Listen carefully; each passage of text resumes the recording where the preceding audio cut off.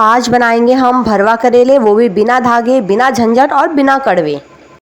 Mummy ने सबसे पहले करेले धो के करेले छीले।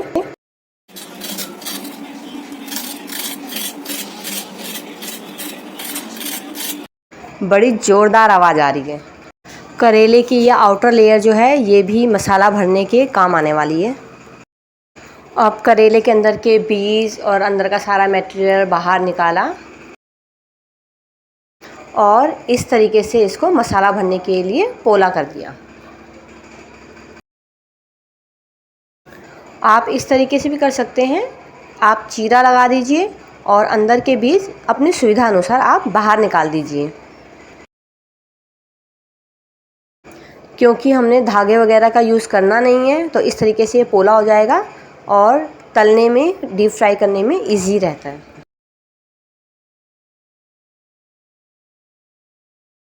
ओहो, ये करेलों के बीच में एक अनार कहाँ से आ गया लाल लाल। ये करेला लाल हो गया, ज़्यादा ही पक गया।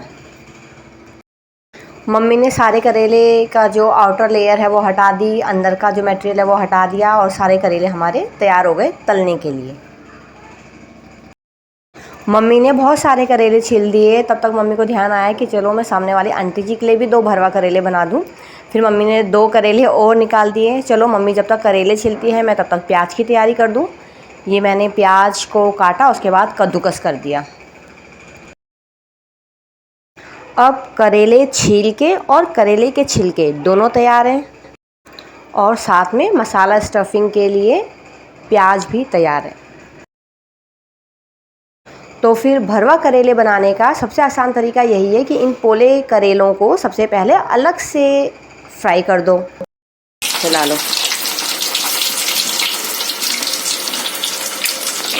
डीप फ्राई करने के बाद ये ऐसा दिखेगा। देखो ये ऐसा था, इसको तल के ऐसे हो गया।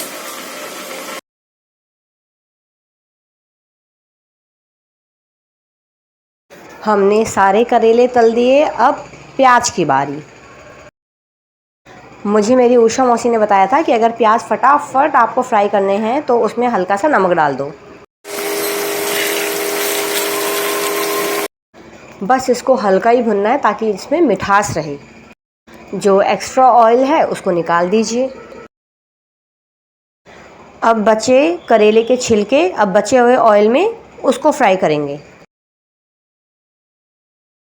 आप इसमें अदरक लहसुन का पेस्ट भी डाल सकते हैं टेस्ट बढ़ाने के लिए। बाकी नॉर्मल नमक, मिर्च, हल्दी। अब हमारे करेले के छिलके और प्याज तीनों चीज़ें भून के तैयार हैं।